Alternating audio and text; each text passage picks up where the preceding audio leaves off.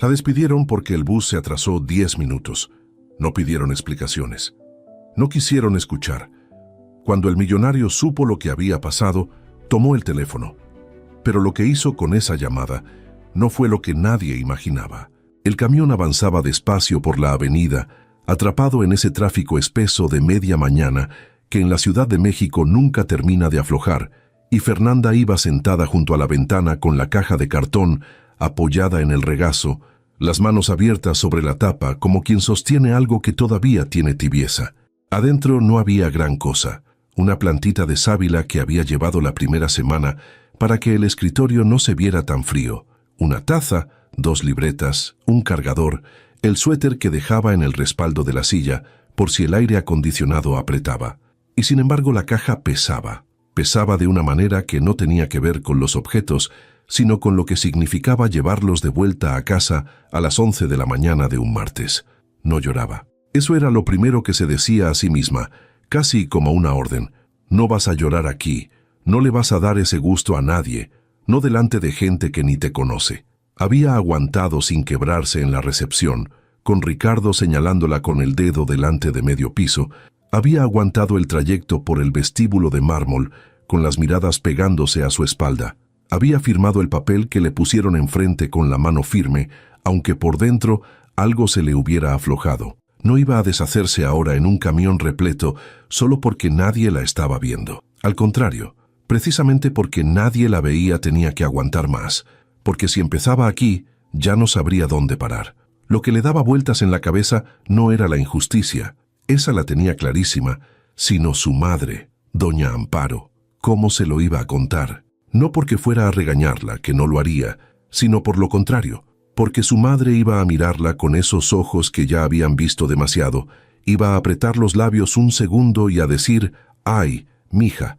Y en ese, ¡ay, mija!, iba a caber todo el cansancio de una mujer que llevaba 30 años levantándose antes que el sol para que a su hija no le faltara. Eso Fernanda no lo soportaba. Podía con Ricardo, podía con las miradas, podía con la caja en el regazo, pero la ternura de su madre la desarmaba de una forma que ninguna humillación conseguía. Ensayó frases mientras el camión frenaba y arrancaba. «Ma, no te preocupes, ya voy a conseguir otra cosa». «No», sonaba a que estaba pidiendo permiso para haber fracasado. «Ma, fíjate que pasó algo en el trabajo. Peor». Quería el tono exacto, el de quien informa un hecho sin cargarlo de drama, porque así la habían criado y así se iba a mantener.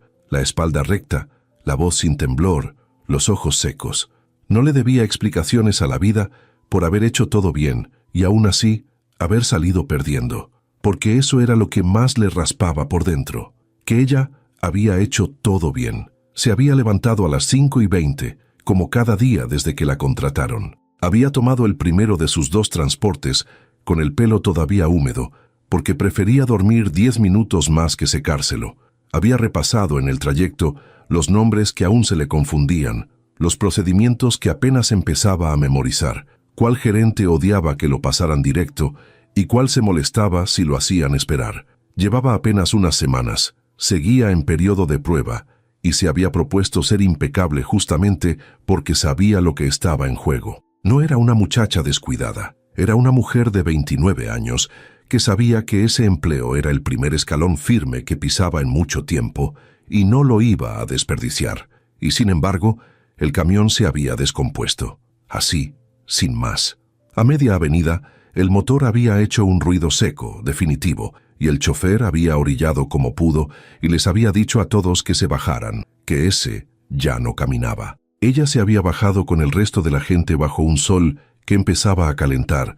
Había mandado el mensaje de aviso con los dedos rápidos, había corrido hasta el paradero de adelante, había dejado pasar 2 camiones tan llenos que ni las puertas cerraban, y se había trepado al tercero apretujada entre cuerpos, con el corazón acelerado no por el esfuerzo, sino por la angustia de mirar la hora. 10 minutos. Llegó 10 minutos tarde. 10. Y esos 10 minutos habían bastado. Ese era el detalle que su cabeza no lograba acomodar, no por ingenuidad, nunca lo había sido, la vida no le había dado ese lujo, sino porque hasta la injusticia suele tener una lógica que uno puede seguir, y ésta la tenía demasiado clara, que a veces es lo mismo que no tenerla, Lo entendió en el instante en que vio la cara de Ricardo. No la corrieron por los 10 minutos. Los 10 minutos fueron la cáscara. La corrieron porque era nueva, porque no tenía antigüedad, porque no tenía a nadie adentro que dijera: «Espérate, esta muchacha es buena, dale chance». Ricardo andaba presionado por algo, se le notaba en el modo de caminar desde temprano y necesitaba mostrarle a alguien más arriba que él sí ponía orden, que él sí era firme, y para eso hacía falta un ejemplo, y el ejemplo tenía que ser barato. No lo haces con quien lleva años ahí, con relaciones, con gente que lo defienda. Ese te sale caro, ese te devuelve el golpe. El ejemplo se hace con la última en llegar, con la que todavía no tiene nombre en el edificio, con la que es más fácil borrar que sostener. Fernanda lo sabía, lo había visto con esa claridad fría que a veces la asustaba de sí misma. La capacidad de entender exactamente cómo la estaban usando, incluso mientras la usaban, sin que ese entendimiento le sirviera de nada para evitarlo. Veía el mecanismo completo y aún así estaba adentro de él. Lo que no había hecho, y de eso sí se sentía dueña, era rebajarse. No suplicó, no lloró delante de él, no armó el escándalo que quizás Ricardo hasta esperaba, ese que le habría permitido decir después, además histérica. Cuando él terminó de señalarla y de decir lo que dijo, con la voz alzada para que se oyera bien en todo el vestíbulo, ella se quedó un segundo callada, lo miró a los ojos, no con odio, con algo peor para él, con una calma que lo desconcertó, y dijo apenas: «Entiendo», y fue por sus cosas. Esa palabra la había dicho con toda la dignidad que su madre le había enseñado a cargar, como quien carga un apellido, porque doña Amparo la había criado con una regla por encima de las demás, repetida tantas veces en la cocina de la casa, que Fernanda la traía tatuada en algún lugar del pecho. «Tú a nadie le debes un favor, mija. El día que le debas un favor a alguien, ese alguien es tu dueño». No le iba a rogar a Ricardo, no le iba a dar el gusto de verla pequeña. Si le iban a quitar el empleo por 10 minutos que no fueron su culpa, se lo iban a quitar de pie. El camión frenó de golpe. Alguien se recargó contra ella. Murmuró una disculpa y Fernanda ajustó la caja en el regazo y volvió a mirar por la ventana. Pensó en el dinero porque tenía que pensarlo, porque la dignidad no paga el pasaje. Sacó cuentas de lo que le quedaba, de la quincena que ya no iba a llegar completa, de las deudas viejas que seguían ahí, pacientes, esperando. Ese empleo apenas empezaba a ordenarle la vida. Con las primeras entradas de sueldo, había empezado a respirar distinto, a imaginar que en unos meses tal vez podría acortar el trayecto, mudarse más cerca, dejar de perder 4 horas diarias entre 2 transportes. Un coche ni siquiera lo soñaba todavía. Eso era un plan para un futuro que aún no tenía fecha. No tenía carro porque la vida aún no se lo había permitido, no por descuido, y ahora ese futuro se alejaba otra vez. Se corría de lugar como el paradero cuando uno llega corriendo y el camión ya cerró las puertas. Le dolía menos el orgullo que la cuenta. El orgullo lo tenía intacto. Era el dinero lo que se le venía encima. Repasó, casi sin querer, los últimos días en ese trabajo, buscando algo que hubiera hecho mal y sin encontrarlo. Se había aprendido de memoria la lista de proveedores que entraban sin cita. Había cubierto a una compañera que salió temprano sin que nadie se lo pidiera. Había sonreído a las mismas personas que hoy la vieron salir con la caja sin mover un dedo por ella. No guardaba rencor contra ellos. No valía la pena. Entendía que el miedo a perder lo propio vuelve callada a la gente y que nadie iba a arriesgar su lugar por una recién llegada a la que apenas conocían de nombre. Así funcionaba, y ella no iba a fingir sorpresa. Miró a la gente del camión, los rostros cansados a media mañana, cada quien metido en su propio cálculo, y sintió una cosa rara, ni compañía ni consuelo, apenas la constancia de que era una entre millones que dependían de que una máquina no fallara para poder comer. Millones de personas subían cada mañana a lo que hubiera, aguantaban lo que cayera, y bastaba un motor descompuesto para que a cualquiera se le cayera encima lo poco que había construido. No era especial su desgracia. Eso, curiosamente, la calmó un poco. No estaba siendo castigada por algo que hubiera hecho mal. Simplemente le había tocado estar del lado frágil de una decisión que alguien tomó desde un lugar cómodo, y saberlo con esa nitidez le devolvió algo parecido a la firmeza. No iba a llegar a su casa hecha pedazos. Iba a llegar, Iba a dejar la caja sobre la mesa, iba a servirse un vaso de agua y le iba a contar a su madre lo que pasó con la voz de quien reporta el clima. Después, en la noche, cuando doña Amparo ya estuviera dormida, tal vez se permitiría un rato a solas con lo que sentía, pero delante de su madre, no. Delante de su madre, la espalda recta. Todavía faltaba mucho para Ecatepec. Todavía faltaba encontrar la frase exacta. El camión volvió a moverse. Entró a una calle más ancha. Tomó algo de velocidad y Fernanda dejó que el aire de la ventana le pegara en la cara y le secara lo que de todos modos no había dejado salir. No sabía, no tenía cómo saberlo, ocupada como estaba en el trayecto largo hacia su casa y en la aritmética de su quincena rota, que a unos kilómetros de distancia, en un piso alto de ese mismo edificio que acababa de escupirla, un hombre mayor de saco gastado y modales de otra época, un tal don Genaro que llevaba media vida trabajando ahí y que había presenciado toda la escena desde una esquina del vestíbulo, con el estómago revuelto, estaba entrando en ese momento a una oficina distinta, la del único hombre en todo el edificio con poder suficiente para deshacer lo hecho. Y estaba a punto de decir, con la voz temblándole un poco por la indignación que no había sabido callar: «Señor Emiliano, acaba de pasar aquí abajo algo que usted debería saber». Emiliano estaba de pie frente al ventanal de su oficina, en uno de los pisos altos, con el teléfono pegado a la oreja y la vista perdida en la ciudad que se extendía abajo como un tablero gris, cuando don Genaro tocó y entró sin esperar del todo la respuesta, cosa que solo él se permitía. Emiliano le hizo una seña con la mano para que aguardara.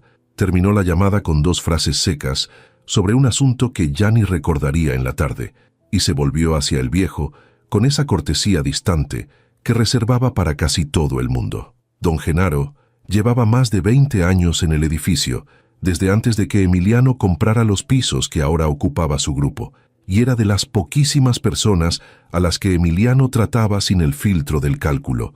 Con don Genaro no tenía que preguntarse qué querían de él, porque el viejo nunca había querido nada más que hacer bien su trabajo y jubilarse en paz. Por eso, cuando lo vio entrar con el rostro descompuesto y las manos apretadas, supo de inmediato que algo lo había sacudido de verdad. «Cuénteme, don Genaro, siéntese». Pero el viejo no se sentó. Se quedó de pie buscando las palabras, y luego las soltó de corrido como quien vacía un peso.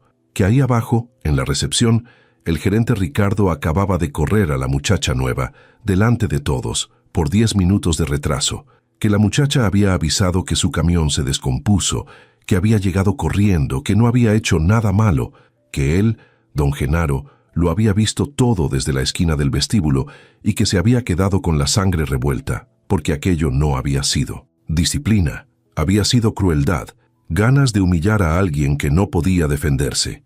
Emiliano escuchó sin interrumpir, con los brazos cruzados y la mandíbula un poco tensa. No era un hombre que se conmoviera fácil. Había aprendido a desconfiar de las historias que llegaban a su oficina, porque casi todas venían torcidas por el interés de quien las contaba. La gente le llevaba versiones, no hechos. Todos querían algo: un ascenso, la caída de un rival, un favor disfrazado de denuncia. Pero don Genaro no. El viejo no ganaba nada con esto, no conocía a la muchacha de nada, no tenía cómo sacar provecho. Y esa ausencia de interés fue para Emiliano más convincente que cualquier prueba. Si don Genaro se había tomado la molestia de subir hasta su piso para contarle esto, con lo respetuoso que era de las jerarquías, con lo poco que le gustaba meterse en lo que no le tocaba, era porque lo que había visto había sido lo bastante feo como para no dejarlo dormir. «¿Estás seguro de que avisó lo del camión?», preguntó Emiliano, no porque dudara, sino porque necesitaba el dato exacto. Don Genaro asintió. La había oído decirlo. Incluso mostró el mensaje que había mandado al llegar. Emiliano descruzó los brazos y caminó despacio hasta su escritorio. Conocía a Ricardo, no de trato cercano, pero lo conocía. Uno de esos mandos intermedios que confunden el miedo que provocan con el respeto, que no saben ganarse, que aprietan hacia abajo lo que reciben desde arriba. Y esa semana, Emiliano lo sabía, había venido presión desde arriba. Números, recortes, la orden difusa de ajustar. Ricardo había convertido esa orden en un cuerpo concreto, al que echarle la culpa. Había agarrado a la persona más fácil y la había usado para demostrar una firmeza que nadie le había pedido en esos términos. Lo que le molestó a Emiliano no fue solo la injusticia en abstracto, fue algo más personal, más incómodo de admitir. Él había construido su grupo con la idea, quizás ingenua, de que un lugar podía ser exigente sin ser cruel, que se podía pedir resultados sin pisotear a la gente, y cada vez que alguien usaba una parcela de su poder para humillar a otro, sentía que le ensuciaban algo suyo. No era bondad pura, había también orgullo en eso, el orgullo del dueño que no quiere que su casa huela mal, pero el efecto era el mismo. «¿Cómo se llama la muchacha?», preguntó. Don Genaro no estaba seguro del apellido. El nombre sí lo tenía. Lo había alcanzado a leer en el gafete las veces que pasó frente a la recepción. Fernanda.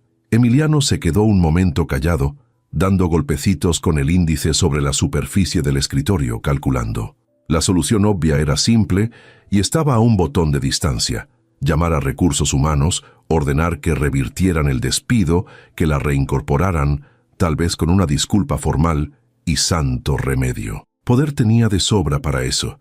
Con una llamada podía deshacer en 30 segundos lo que Ricardo había tardado 2 minutos en romper, y sin embargo, algo lo hizo detenerse antes de levantar el teléfono, una intuición incómoda que venía de su propia biografía, porque Emiliano sabía, mejor que nadie, lo que era recibir de golpe algo que uno no había pedido de manos de alguien con más poder. Lo sabía desde el otro lado, desde el lado del que da, y sabía el veneno que a veces viene envuelto en el regalo. Toda su vida se había preguntado si la gente lo quería a él o a lo que representaba, si las sonrisas eran para el hombre o para la cuenta, si esa mujer que se reía de sus chistes se habría reído igual de un tipo sin nada. Había aprendido a leer el interés a distancia, como quien huele la lluvia antes de que caiga, y esa habilidad lo había vuelto rico en desconfianza y pobre en cercanía. No tenía casi a nadie de quien pudiera decir con certeza que estaba ahí por él. Las relaciones se le habían ido volviendo transacciones sin que él lo decidiera, y a esas alturas ya no sabía si era la gente la que se acercaba interesada o él mismo el que, de tanto sospechar, empujaba lejos a quien pudiera haberse quedado sin motivo.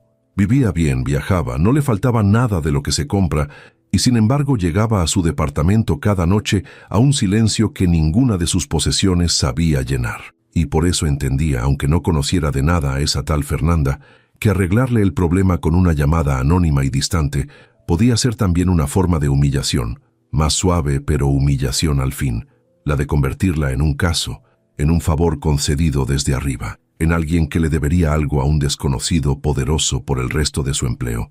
Devolverle el trabajo de esa manera era devolvérselo marcado. Cada vez que entrara a la recepción, todos sabrían que estaba ahí porque el dueño lo había ordenado, no porque valiera. Le estaría dando el pan y quitándole el suelo al mismo tiempo. Se sorprendió a sí mismo pensando tanto en alguien a quien no había visto nunca. Normalmente estos asuntos los delegaba. Para eso tenía gente.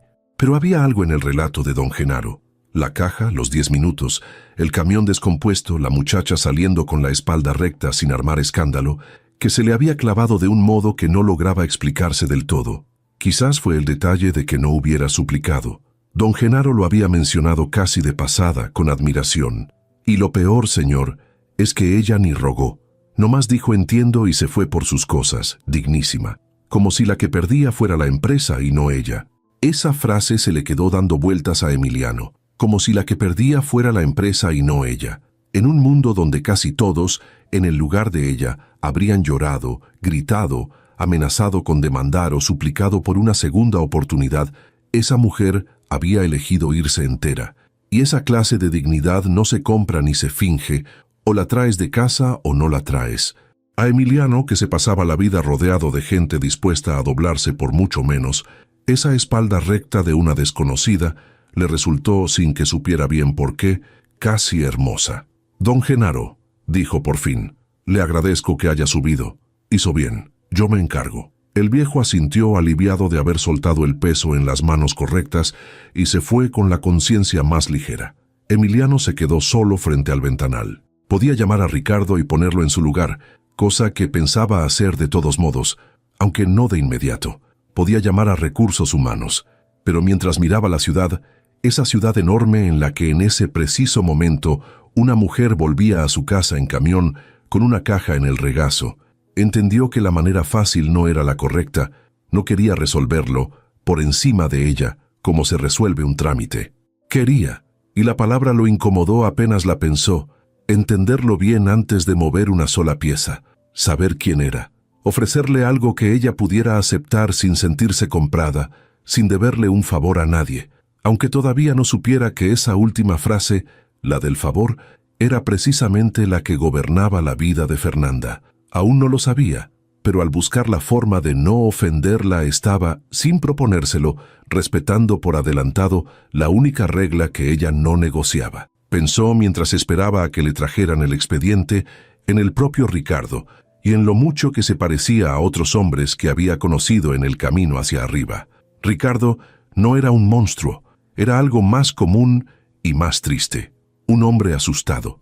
Le tenía miedo a sus propios jefes, miedo a no dar los números, miedo a que un día lo miraran a él como esa mañana había mirado a Fernanda, y ese miedo lo descargaba hacia abajo porque hacia arriba no se atrevía. Los que humillan casi siempre son los que fueron o temen ser humillados. Emiliano lo había visto tantas veces que ya no le sorprendía, aunque nunca dejara de repugnarle. La diferencia estaba en lo que cada quien hacía con ese miedo. Fernanda, con mucho menos poder, había elegido irse con dignidad. Ricardo, con más, había elegido pisotear. Y esa comparación tan simple terminó de decidir a Emiliano. No le interesaba castigar a Ricardo por rencor. Le interesaba dejar claro, en su casa, que el miedo no daba licencia para la crueldad. Tomó el teléfono. Sí, pero no marcó a recursos humanos. Marcó a su asistente y pidió con calma 2 cosas. Primero, que le consiguieran el expediente completo de la recepcionista despedida esa mañana, nombre completo, referencias, todo lo que hubiera. Y segundo, que le agendaran para ese mismo día un momento con Ricardo, sin aviso previo, porque quería verle la cara cuando le preguntara por qué le había parecido buena idea humillar a una empleada por un retraso de 10 minutos causado por un camión averiado. Colgó y se quedó un rato más de pie, con una sensación extraña instalada en el pecho, una mezcla de indignación por lo ajeno y de curiosidad por una mujer cuyo rostro ni siquiera conocía. No era propio de él. Se dijo que era solo el asunto de siempre, el orgullo del dueño que no quiere manchas en su casa, y casi se lo creyó.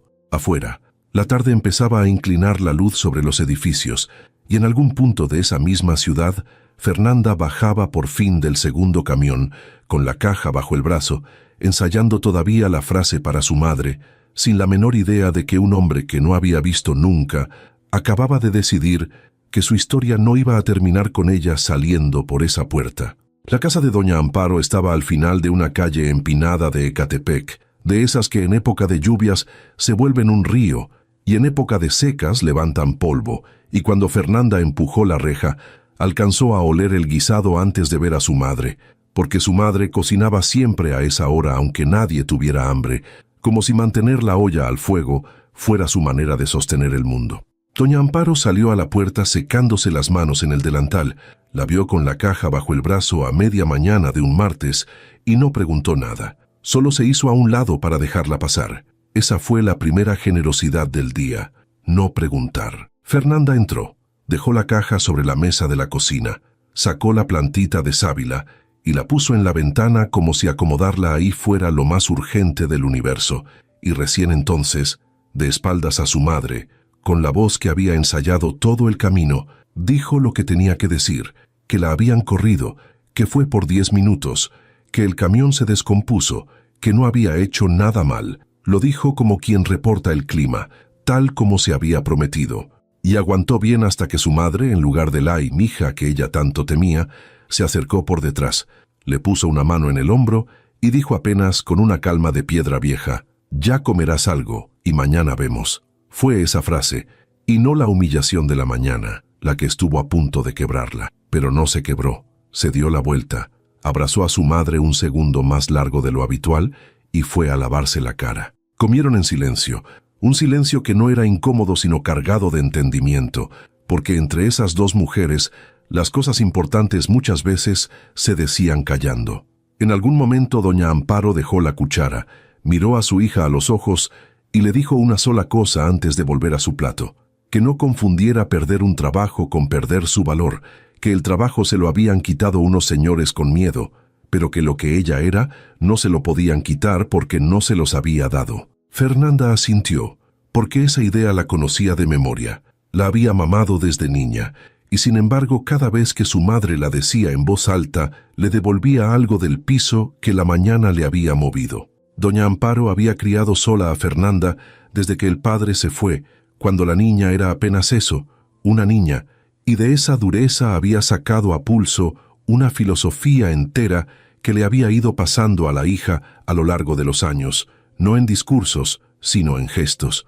No llores por lo que no puedes cambiar, no le debas a nadie, trabaja aunque duela, y guarda siempre algo, aunque sea poquito, para el día que las cosas se pongan feas. Ese día se habían puesto feas, y sin embargo, mientras masticaba despacio, Fernanda sentía que la casa la sostenía, que su madre la sostenía, y que iba a levantarse de esa como se había levantado de otras.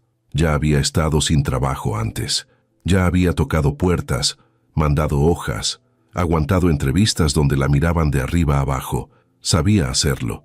No le gustaba, pero sabía. Lo que le pesaba esta vez era distinto. Era la sensación de que había estado tan cerca de empezar a estabilizarse, de que ese empleo era justamente la orilla firme después de mucho nadar, y que se la habían quitado no por incapaz, sino por desechable. Esa palabra le daba vueltas. Desechable. Como si su esfuerzo de esas semanas hubiera valido menos que la conveniencia de un gerente presionado. Lo que Fernanda no sabía mientras lavaba los platos con su madre secando a su lado, era que en ese mismo momento su nombre estaba escrito en una hoja sobre el escritorio de Emiliano, y que él la estaba leyendo por segunda vez. El expediente era escueto, como suelen serlo los de la gente que apenas empieza. Pocos empleos previos, todos modestos, todos con buenas referencias, ninguna mancha, ninguna llamada de atención, ni siquiera un retardo registrado antes del de esa mañana. Una trabajadora limpia, puntual, sin historia problemática.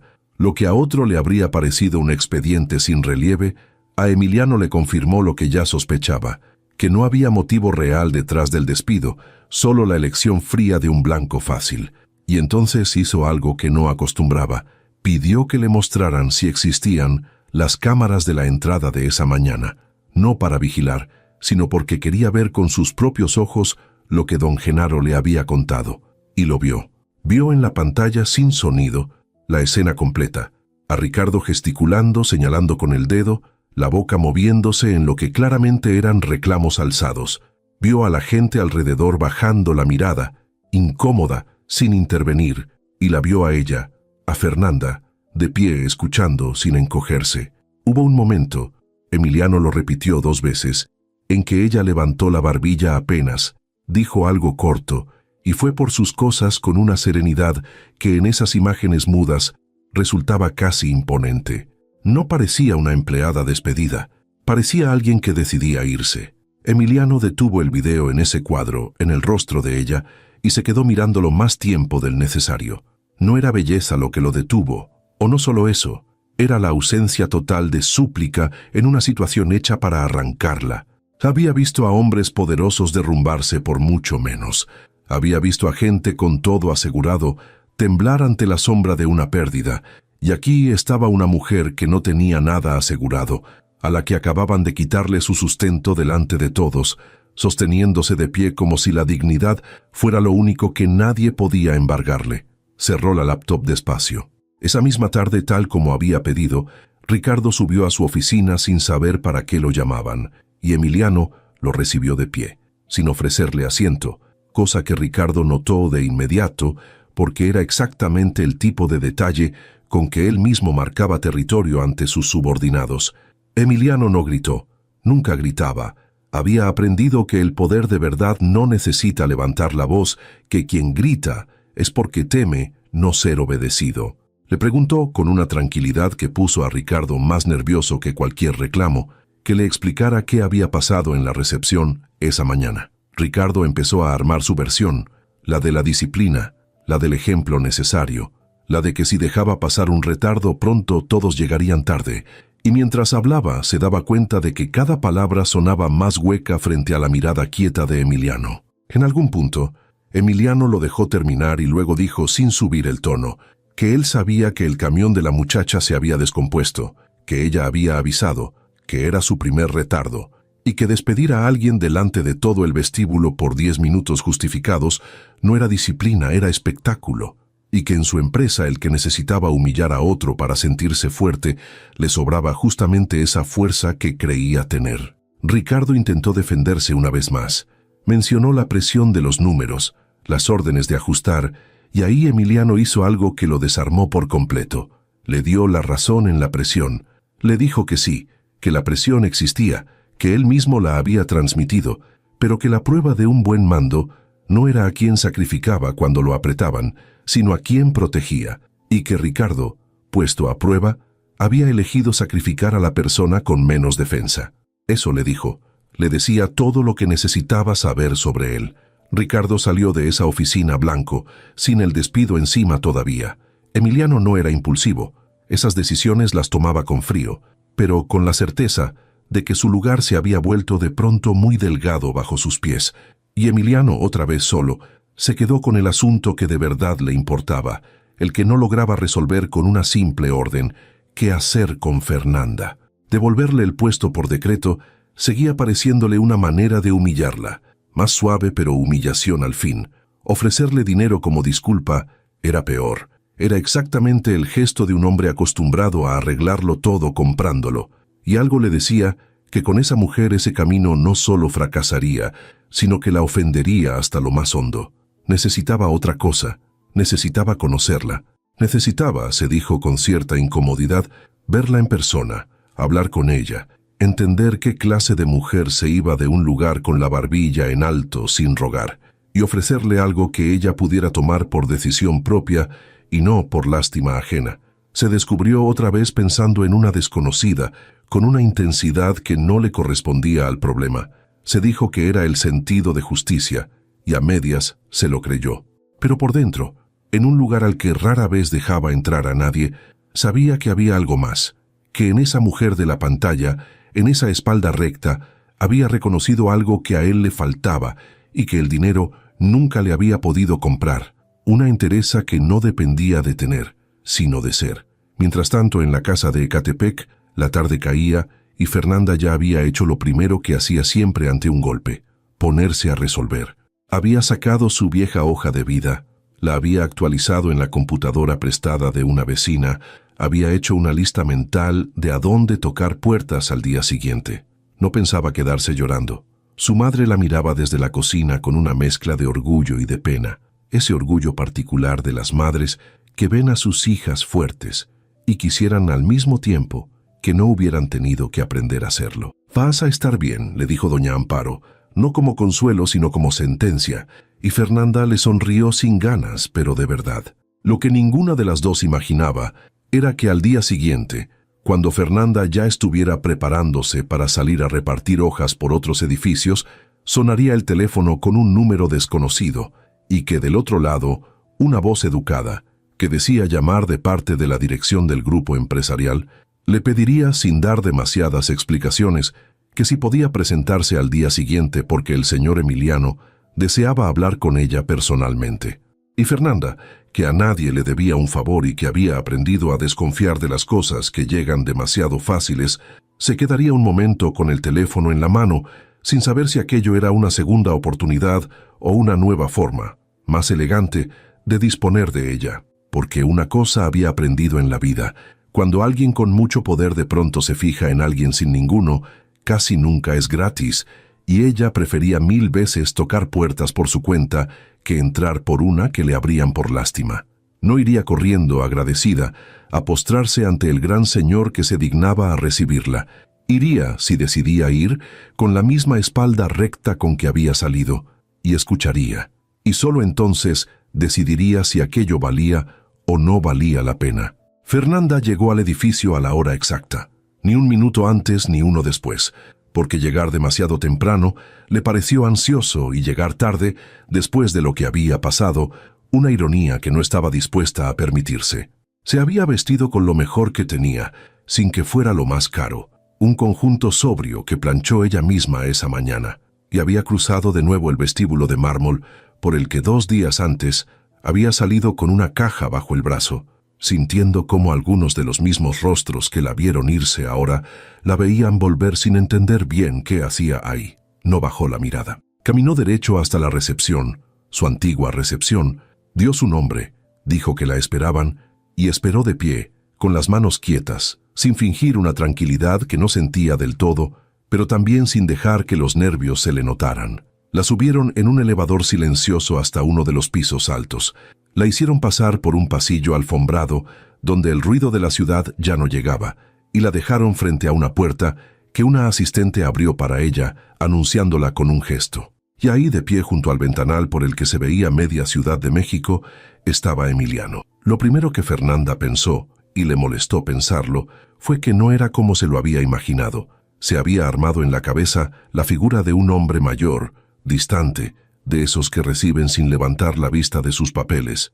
Emiliano era otra cosa, más joven de lo que suponía, alto, de traje impecable pero sin ostentación, y con una manera de mirar directa que no tenía nada de la soberbia que ella había ido preparada a enfrentar. Se acercó, le tendió la mano, le dijo su nombre como si ella pudiera no saberlo, y le ofreció asiento con una cortesía que a Fernanda le pareció, de entrada, sospechosa, porque en su experiencia, los hombres poderosos no eran corteses gratis. Se sentó con la espalda recta, las manos sobre el regazo y esperó. No iba a ser ella la que llenara el silencio. Si la habían llamado, que le dijeran para qué. Emiliano notó eso de inmediato, y le gustó. Estaba acostumbrado a que la gente, frente a él, hablara de más, se adelantara, tratara de agradar antes de saber siquiera qué se esperaba de ellos. Fernanda no. Fernanda esperaba, tranquila, con una atención que no era sumisa sino evaluadora, como si la que estuviera decidiendo algo fuera ella y no él. Le explicó, sin rodeos, por qué la había llamado, que se había enterado de lo ocurrido, que había revisado lo sucedido, y que consideraba que su despido había sido injusto. Y ahí, en lugar de agradecer efusivamente como él a medias esperaba, Fernanda hizo algo que lo tomó por sorpresa. Le preguntó con serenidad cómo se había enterado. No era una pregunta agresiva, era una pregunta lúcida, la de alguien que quería entender el mapa completo antes de dar un paso. Emiliano le contó lo de don Genaro, sin adornarlo. Fernanda asintió despacio y por primera vez algo en su rostro se ablandó, no hacia Emiliano sino hacia el viejo. Ni siquiera lo conozco bien, dijo en voz baja, más para sí misma que para él. Que un desconocido se hubiera tomado la molestia de subir a defenderla, la conmovió más que toda la oficina alrededor. En un mundo donde casi nadie mueve un dedo por quien no le sirve para algo, un viejo de saco gastado había arriesgado su propia comodidad por una muchacha a la que ni trato tenía, y ese gesto, pequeño y enorme a la vez, le recordó a Fernanda que la decencia no vivía en los pisos altos ni en los sueldos grandes, sino en la gente, repartida sin lógica, apareciendo donde uno menos la espera. Guardó ese detalle como quien guarda una moneda de la suerte. Entonces, Emiliano fue al punto. Le dijo que quería ofrecerle regresar, pero que antes de decir nada más, quería ser claro en una cosa porque intuía que a ella le importaría, que no la llamaba por lástima, que había visto su expediente, limpio, y las imágenes de esa mañana, y que lo que le ofrecía no era una limosna sino la corrección de un error de su empresa, del que él como dueño se sentía responsable. Fernanda lo escuchó hasta el final, y cuando él terminó, se quedó un momento callada midiéndolo, buscando en su cara la trampa que su instinto le decía que debía existir, y luego habló, con una franqueza que a Emiliano lo desarmó tanto como su silencio anterior. Le dijo que agradecía la intención de verdad, pero que necesitaba entender una cosa. Si volvía como cualquier empleada, o volvía como la muchacha que el dueño mandó reponer, porque esas eran dos cosas muy distintas. En la primera podía trabajar tranquila, en la segunda, cada persona en ese edificio la miraría como un favor con patas, como alguien que estaba ahí no por lo que valía, sino por haber tenido la suerte de que un poderoso se fijara en ella. Y eso, dijo, con la voz firme y sin dramatismo, ella no lo iba a aceptar, porque prefería tocar puertas con hambre que trabajar con esa etiqueta encima. Emiliano se quedó callado, no por incomodidad, sino porque acababa de escuchar dicho en voz alta por una mujer a la que conocía hacía 10 minutos, exactamente lo que él había estado rumiando solo en esa oficina 2 días atrás, que devolverle el puesto por decreto la marcaría, que el favor podía ser una jaula tan real como el despido. Ella había llegado sola a la misma conclusión, pero desde el otro lado, desde el lado de quien iba a cargar la etiqueta, y esa coincidencia lo hizo mirarla distinto.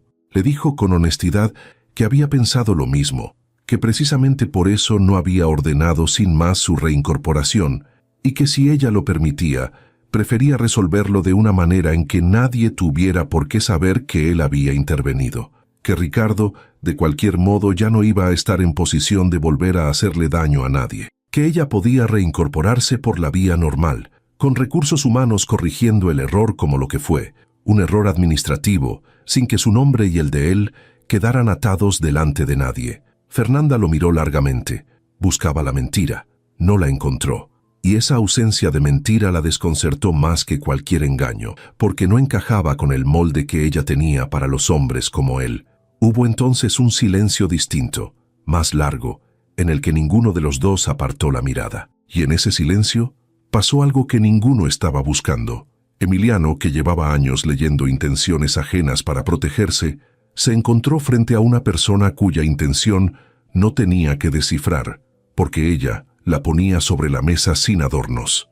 Y Fernanda, que llevaba la vida entera desconfiando de las manos que se extienden desde arriba, se encontró frente a un hombre que, en lugar de imponerle su ayuda, le había preguntado cómo ayudarla sin herirla. Ninguno lo nombró.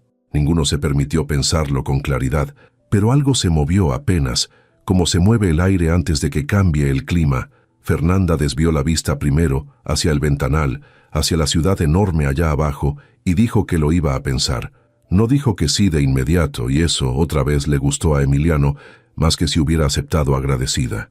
Le dijo que se tomara el tiempo que necesitara. Le dijo también algo que no tenía planeado decir, que si por cualquier razón decidía no volver a esa empresa, se lo hiciera saber, porque una persona que en el peor momento de un despido injusto era capaz de preocuparse por no deberle un favor a nadie, era exactamente la clase de persona que cualquier lugar sensato querría tener. Lo dijo sin coqueteo, con una sinceridad casi torpe, y por primera vez fue él quien se sintió expuesto.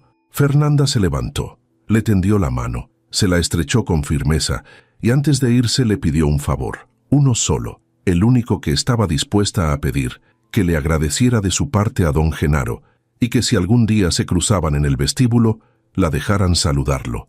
Emiliano le prometió que sí. La vio salir con esa misma espalda recta con la que la había visto irse en las cámaras 2 días antes, solo que esta vez se iba por decisión propia y no expulsada, y esa diferencia, entendió, era todo. Se quedó de nuevo solo frente al ventanal, con una sensación que hacía mucho no tenía, y que le costó reconocer porque estaba fuera de uso.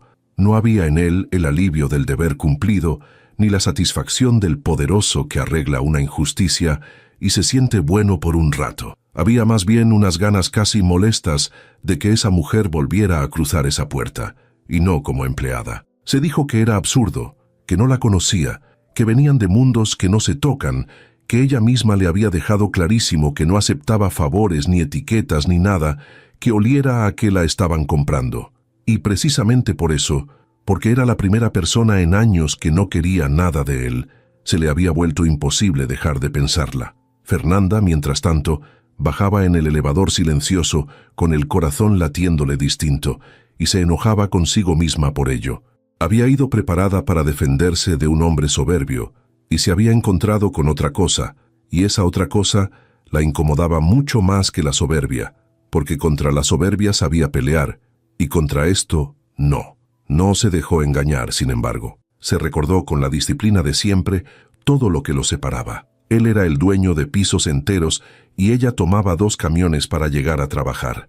Él vivía en un mundo donde una llamada resolvía problemas que a ella le costaban meses. Y por más correcto que hubiera sido en esa oficina, seguía siendo un hombre de ese mundo, y ella Había visto suficiente vida como para saber que las historias entre gente tan desigual rara vez terminan sin que alguien salga lastimado, y que casi nunca es el que tiene más.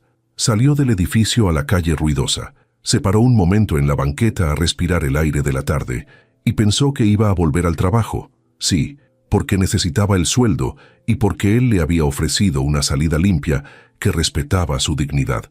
Pero se prometió una cosa a sí misma, ahí de pie entre el gentío, que no iba a ser tan tonta como para dejar que un par de ojos amables le hicieran olvidar de qué lado de la ciudad había nacido.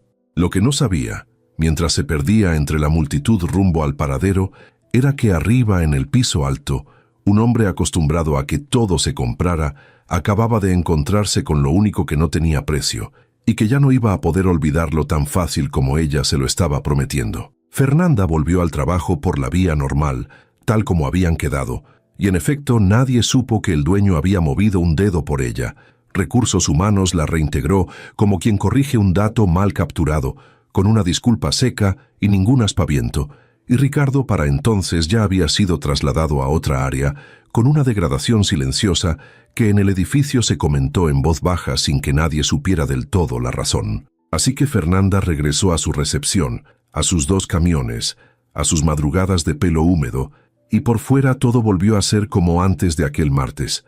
Por dentro no, porque ahora sabía que en uno de esos pisos altos había un hombre que la había mirado de una manera que no lograba sacarse de encima, y porque cada vez que un elevador se abría en el vestíbulo, sentía con fastidio hacia sí misma un pequeño sobresalto que se negaba a nombrar. Se propuso ignorarlo. Se propuso hacer su trabajo impecable, cobrar su quincena, pagar sus deudas viejas de a poco y tratar a Emiliano, si acaso lo veía, con la misma cortesía distante que a cualquier otro directivo. Era lo sensato, era lo que su madre habría aprobado, y durante las primeras semanas casi lo logró. Emiliano por su parte libraba su propia batalla, y la libraba mal, porque no tenía práctica. Un hombre que resolvía casi todo con recursos, se encontró de pronto ante una situación en la que sus recursos no solo no servían, sino que estorbaban. No podía invitarla a cenar a un lugar caro, porque ella lo leería como un intento de deslumbrarla, y con razón. No podía hacerle regalos porque ella se los devolvería sin abrir. No podía siquiera facilitarle las cosas, acortarle el trayecto, conseguirle un puesto mejor, moverle un hilo, sin arriesgarse a que Fernanda viera en cada gesto la mano del poderoso disponiendo de su vida. Todo lo que sabía hacer para acercarse a alguien estaba en este caso prohibido. Y esa impotencia, curiosamente, le hizo bien, porque lo obligó a lo único que le quedaba, coincidir con ella como cualquier persona, sin ventaja. Empezó a bajar al vestíbulo más seguido de lo necesario. Se inventaba pretextos que no engañaban a nadie, y menos a sí mismo. Se detenía un momento en la recepción a preguntar cualquier cosa, y aprovechaba esos minutos robados para hablar con ella de nada, del tráfico, del clima, de un libro, tratándola no como a una empleada, sino como a una persona cuya opinión le importaba de verdad. Y Fernanda, que había esperado torpeza o soberbia, se encontró con algo más peligroso, un hombre que la escuchaba. Las conversaciones fueron creciendo de a poco, en esos intervalos breves que la rutina permitía, y en ellas los dos se fueron mostrando sin proponérselo. Fernanda descubrió que Emiliano no había nacido con todo, que había construido lo suyo desde bastante abajo y que ese origen le había dejado, más que orgullo, una desconfianza parecida a la de ella, solo que espejeada. Mientras Fernanda desconfiaba de los que tenían, Emiliano desconfiaba de que alguien pudiera quererlo sin querer lo que tenía. Una tarde, hablando de cualquier cosa, él lo dijo casi sin darse cuenta, con una amargura que no supo esconder, que a esas alturas de su vida ya no sabía distinguir quién se acercaba a él y quién se acercaba a su cuenta, que había aprendido a esperar siempre la factura detrás de cada sonrisa. Lo dijo y se arrepintió de haberlo dicho, porque sonó a queja de rico, a lamento de quien tiene demasiado, y frente a una mujer que tomaba 2 camiones para llegar a trabajar, le pareció casi indecente quejarse de su soledad. Pero Fernanda no se lo tomó a mal. Lo miró un momento y le dijo, sin suavizarlo, que la soledad no entiende de sueldos, que ella conocía gente pobre igual de sola, y que el problema de él no era tener dinero, sino no confiar en nadie, y que eso, aunque doliera oírlo, no lo arreglaba ninguna cuenta bancaria. Nadie le hablaba a Emiliano así, nadie se atrevía, y esa franqueza, que en cualquier otro lo habría ofendido, en ella lo alivió como un agua fría en pleno calor. Hubo una tarde en particular que Emiliano guardaría después como el momento en que dejó de engañarse sobre lo que sentía. Fernanda le contó sin dramatismo cómo era su día completo, la hora a la que se levantaba, los 2 camiones, las casi 2 horas de ida y otras 2 de vuelta, la madrugada eterna para llegar puntual a un escritorio. No lo dijo como queja ni como reproche, lo dijo con naturalidad, como quien describe el clima de su tierra, y precisamente por eso a Emiliano se le clavó hondo. Él, que se quejaba de soledad rodeado de todo, tenía enfrente a una mujer que perdía 4 horas de su vida cada día en el transporte y que no se quejaba de nada, que hablaba de su cansancio sin autocompasión, casi con humor. Sintió unas ganas enormes, casi físicas, de arreglárselo, de resolverle el trayecto con una sola orden, y tuvo que morderse por dentro para no ofrecerlo, porque sabía que ese ofrecimiento sería el fin de todo, que ella lo leería como el rico comprándole comodidad a la pobre, y que tenía razón en leerlo así. Aprendió esa tarde la lección más difícil de su vida, que a veces querer a alguien es aguantarse las ganas de resolverle la vida y dejarla ser dueña de la suya. Pero la vida real no se detiene para que 2 personas se acerquen con calma, y las complicaciones llegaron, como llegan siempre, por los costados. La primera fue el rumor. En un edificio donde el dueño empieza de pronto a bajar al vestíbulo con demasiada frecuencia y a demorarse conversando con la recepcionista, las lenguas no tardan en moverse. Empezaron los comentarios de pasillo, las miradas de reojo, la insinuación repetida en voz baja de que Fernanda había vuelto al trabajo no por sus méritos, sino por algo más, de que seguramente algo había entre ella y el jefe, de que por eso la habían reintegrado tan rápido. Justo la etiqueta que ella había peleado por evitar en la oficina de Emiliano se le empezó a colgar ahora por otra vía, más sucia, más difícil de sacudir. Y a Fernanda le dolió, no por vanidad, sino porque tocaba lo único que ella cuidaba de verdad, su nombre, ganado a pulso, ahora ensuciado por murmuraciones que ni siquiera podía enfrentar de frente porque nadie las decía a la cara. Una compañera, con la falsa dulzura de quien clava un alfiler sonriendo, le preguntó un día si era cierto que el señor Emiliano y ella se conocían de antes, y Fernanda entendió, con el estómago apretado, que su regreso limpio se había vuelto, a los ojos de todos, cualquier cosa menos limpio. Esa noche, en el camión de vuelta, Fernanda pensó por primera vez en serio en renunciar, no por miedo, sino por dignidad, que era lo mismo que la había hecho quedarse. Se dijo que tal vez lo más honesto era irse a otro lado donde nadie la mirara torcido, donde su trabajo fuera solo su trabajo y no la sombra de un chisme. Pero se dijo también, con la terquedad heredada de su madre, que irse era darles la razón, era admitir una culpa que no tenía, era dejar que la volvieran a expulsar de un lugar donde no había hecho nada malo, solo que esta vez con palabras en lugar de un despido. Y esa idea le repugnó tanto como la primera. Cuando llegó a casa, se lo contó a doña Amparo, no todo, pero lo suficiente, y su madre, secándose las manos en el delantal, le dijo una de esas frases suyas que valían por un tratado entero, que la lengua de la gente es como el polvo, que se levanta con cualquier viento y se asienta solo, y que ella no iba a barrer la calle entera para que no le ensuciara los zapatos, que caminara derecho y dejara que el polvo cayera donde tuviera que caer. Fernanda se durmió con esa frase y amaneció con la decisión de no huir, pero amaneció también con una espina nueva, la de saber que, mientras esos rumores existieran, cualquier cercanía con Emiliano les daría alimento, y que por lo tanto lo más prudente, lo más protector para ella misma, era alejarse justo del único que había empezado a importarle. La segunda complicación tenía cara y nombre, y se llamaba Alejandra, aunque Fernanda tardaría un poco en enterarse de ella. Era una mujer del mundo de Emiliano, hija de una familia con apellido y con negocios entrelazados a los de él, alguien con quien todos daban por hecho, desde hacía tiempo, que Emiliano terminaría formando algo más que una sociedad. No había entre ellos amor, o al menos no de parte de él, pero sí una conveniencia largamente asumida por ambos entornos. esa clase de arreglo silencioso en que dos patrimonios se atraen más que dos personas. Alejandra no era tonta y percibió el cambio en Emiliano antes de saber su causa. Lo notó distraído, notó que sus llamadas se acortaban, que su atención estaba puesta en otra parte, y con el instinto afilado de quien está acostumbrada a no perder, empezó a averiguar. No le costó mucho llegar a la fuente del rumor que ya circulaba en el edificio. Y aunque para el mundo de Alejandra una recepcionista de Ecatepec no representaba ninguna amenaza real, eso creía, con la seguridad de quien nunca ha tenido que dudar de su lugar, decidió, por si acaso, poner las cosas en su sitio, no con escándalo, con algo mucho más eficaz, recordándole a Emiliano en la primera ocasión que tuvo, delante de gente de peso, todo lo que estaba en juego si se dejaba llevar por caprichos, todo lo que ambos habían construido y podían perder, todo el mundo entero que se derrumbaría si él cometía la torpeza de mezclar lo que no se mezcla. Y ahí Emiliano se encontró, por primera vez en años, dividido de verdad. Porque una cosa era desafiar los rumores del vestíbulo,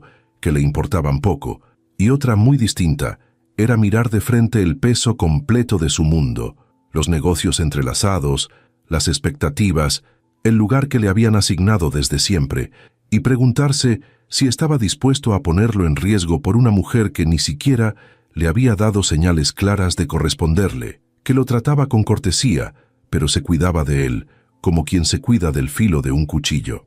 Se dio cuenta, con una lucidez incómoda, de que acercarse a Fernanda no era solo cuestión de vencer la desconfianza de ella, era cuestión de decidir si él mismo estaba dispuesto a soltar la vida cómoda y previsible que tenía apalabrada, a cambio de algo incierto, sin garantías, con una persona que le había dejado clarísimo que no aceptaría jamás ser rescatada ni mantenida ni resuelta.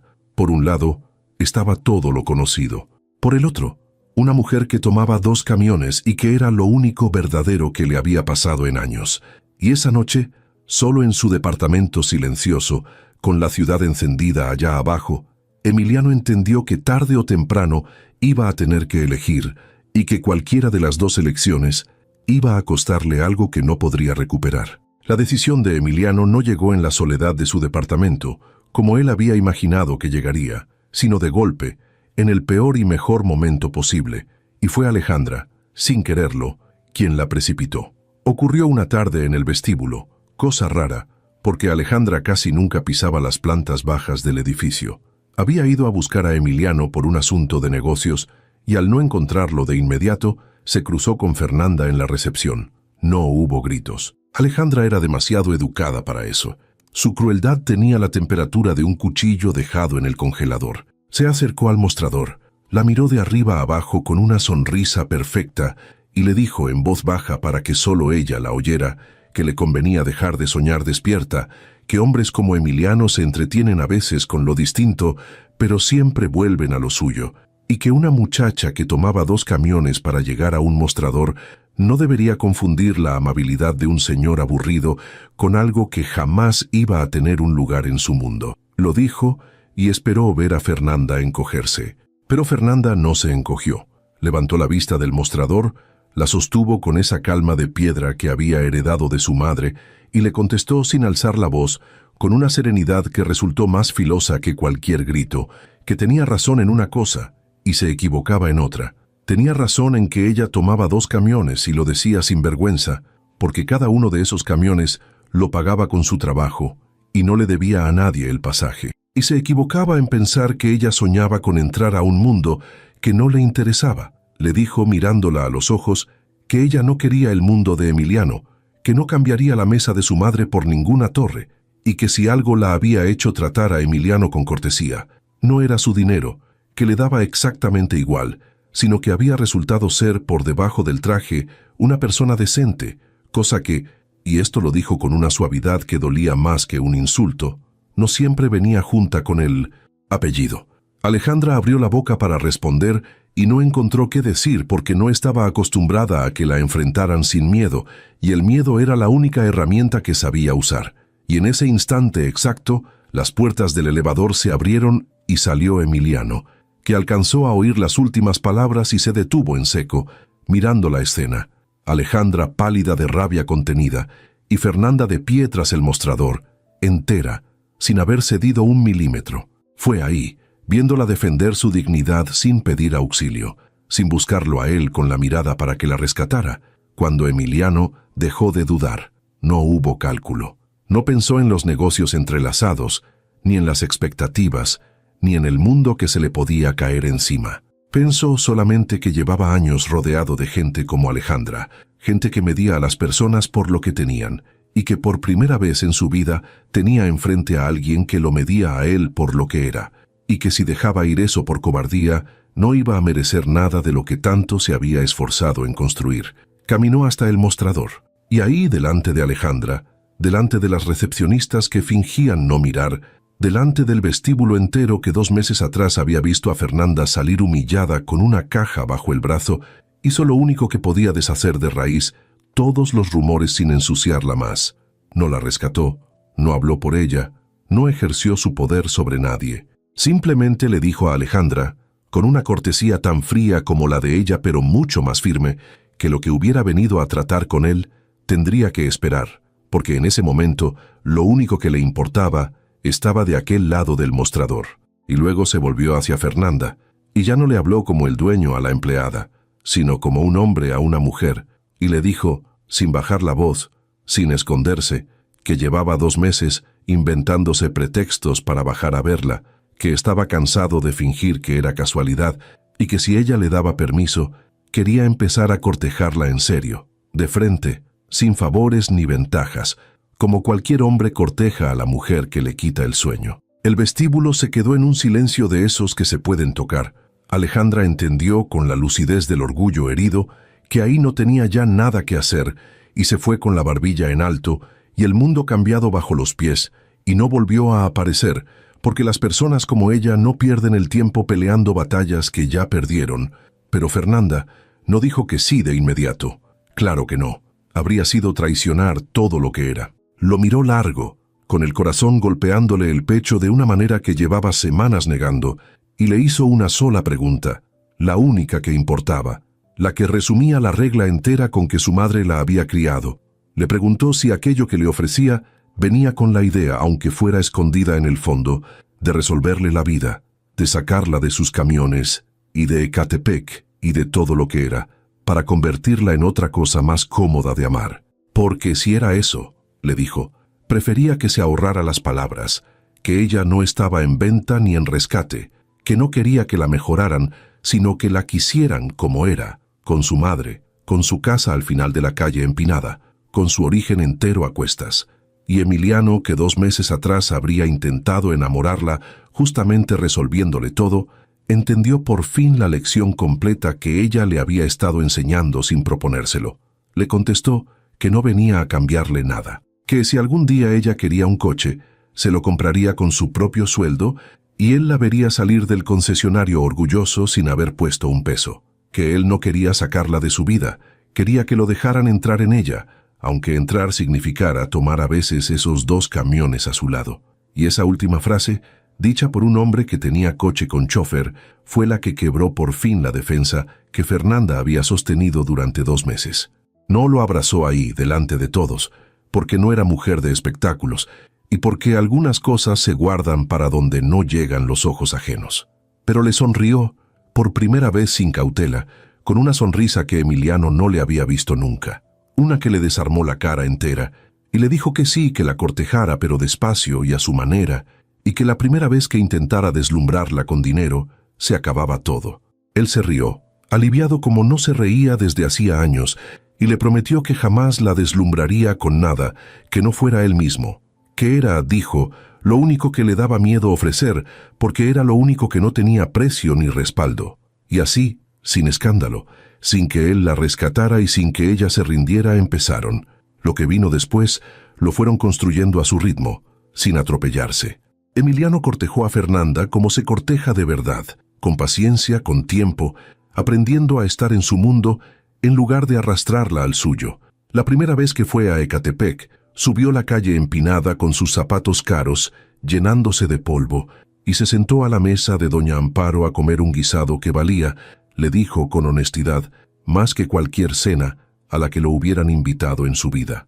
Doña Amparo lo recibió con desconfianza, por supuesto, porque era hija de la misma escuela que su hija, y le hizo las preguntas que tenía que hacerle, sin rodeos, mirándolo a los ojos mientras servía. Y Emiliano, que ante consejos y accionistas jamás bajaba la guardia, ante aquella mujer del delantal, se sintió examinado como nunca, y respondió con una humildad que terminó de ablandar a la madre. Antes de irse, doña Amparo le dijo una sola cosa, la sentencia que valía por su bendición, que a su hija la había criado para no deberle un favor a nadie, y que si él entendía eso, podía volver cuando quisiera. Emiliano entendió. Volvió muchas veces.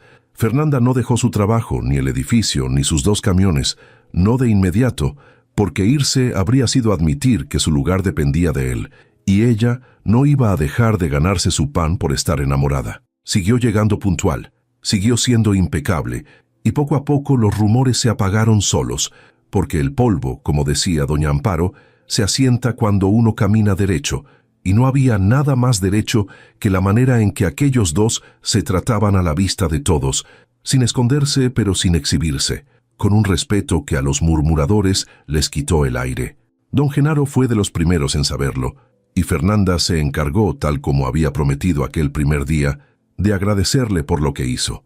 Le dijo que si ella tenía ahora lo que tenía, era porque él, un día, se había negado a quedarse callado ante una injusticia, y el viejo, conmovido, le contestó que había hecho apenas lo que cualquiera con vergüenza debería hacer, y que si el mundo tuviera más gente dispuesta a subir unas escaleras por alguien a quien ni conocía, sería un lugar mucho mejor. Emiliano lo ascendió no por lástima, sino porque un hombre así valía más que cualquier gerente asustado. Y don Genaro se jubiló, tiempo después, en la paz que siempre había querido.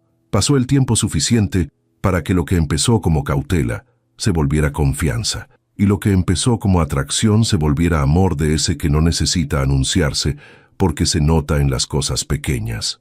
Fernanda terminó de pagar sus deudas viejas con su propio sueldo, y el día que por fin se compró un coche, uno modesto, elegido por ella, pagado por ella, fue Emiliano quien la esperó afuera del concesionario, apoyado en la pared, con las manos en los bolsillos y una sonrisa boba, viéndola salir manejando su primer carro con una dignidad que a él le pareció más hermosa que cualquier lujo que hubiera comprado en su vida.